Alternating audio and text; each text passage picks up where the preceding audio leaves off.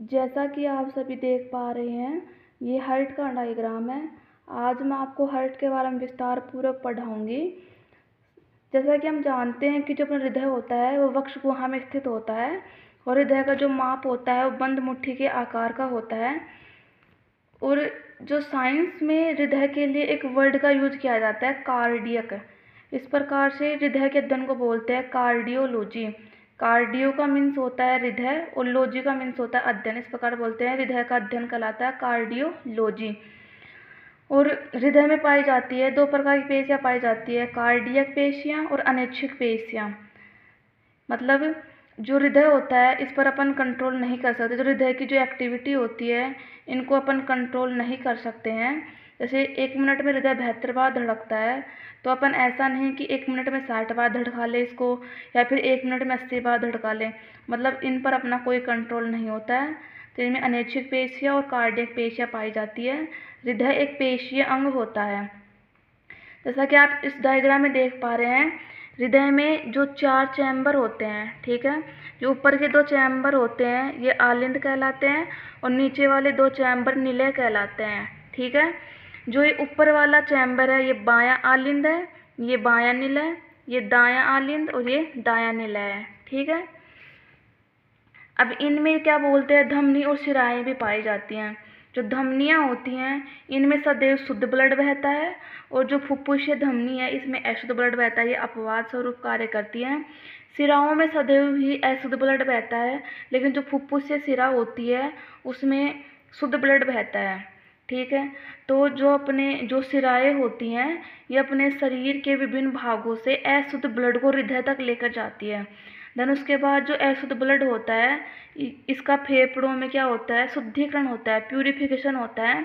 फिर जो शुद्ध ब्लड होता है इसको धमनियों के द्वारा हृदय से शरीर के विभिन्न भागों तक पहुंचाया जाता है। देन इसके बाद अपन हृदय की कार्य प्रणाली देखते हैं। सबसे पहले जो ब्लड होता है ये ब्लड कहाँ से, फेफड़ों से कहाँ आता है, फुफ्फुसीय शिरा में आता है। देन फुफ्फुसीय शिरा, ये देखो फेफड़ों में रहता है शुद्ध ब्लड और फुफ्फुसीय शिरा में भी शुद्ध ब्लड ही रहता है। फुफ्फुसीय शिरा के बाद आ जाएगा बाएं आलिंद में और बाएं आलिंद के बाद आएगा बाएं निलय में। अब बाएं आलिंद और बाएं निलय के बीच में द्विवल्नी कपाट पाया जाता है।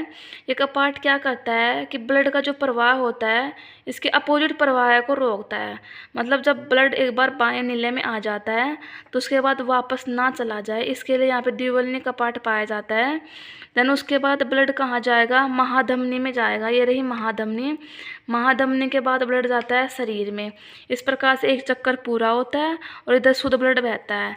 उसके बाद में शरीर से ब्लड कहाँ जाता है, महाशिरा में जाता है। महाशिरा से ब्लड जाता है दाएं आलिंद में जाता है और दाएं आलिंद के बाद जाता है दाएं निलय में। दाएं आलिंद और दाएं निलय के बीच भी एक कपाट है, जिसे बोलते हैं ट्राइकस्पिड कपाट बोलते हैं। इस कपाट का कार्य भी यही होता है कि ये क्या करता है कि ब्लड के अपोजिट प्रवाह को रोकता है और साथ ही O2 युक्त ब्लड और CO2 युक्त जो ब्लड होता है इनको मिक्सअप नहीं होने देता है। देन उसके बाद ब्लड कहाँ जाता है, फुफ्फुसीय धमनी में जाता है और फुफ्फुसीय धमनी के बाद में ब्लड कहाँ चला जाता है, फेफड़ों में चला जाता है। इस प्रकार से हृदय के जो राइट भाग होता है इसमें कौन सा ब्लड बहता है, अशुद्ध ब्लड बहता है, ठीक है। इस प्रकार से जो हृदय की कार्य प्रणाली कंप्लीट होती है। और इसके बाद अपन और जानते हैं जो हृदय होता है जो यहाँ पे दाएं आलिंद में पाया जाता है, ऐसे नोड पाया जाता है। ऐसे नोड को क्या बोलते हैं, इसे बोलते हैं कृत्रिम पेसमेकर, हृदय का पेसमेकर, हृदय का हृदय बोलते हैं। मतलब जब किसी का जो हार्ट काम नहीं करता है तो यहाँ पे आर्टिफिशियल लगाया जाता है जिसमें लिथियम की बैटरी लगी हुई होती है, ठीक है।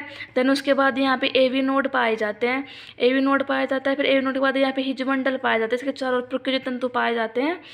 और अपन देखते हैं कि जो ब्लड होता है इसके द्वारा एक रोग संचरित होता है जिसे क्या बोलते हैं, एड्स। ये किसके द्वारा होता है, HIV वायरस के द्वारा होता है और इस रोग का उपचार संभव नहीं है, मतलब इसमें इलाज नहीं होता है।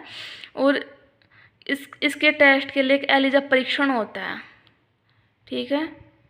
आज की वीडियो में इतनी ही जानकारी। Thank you watching for.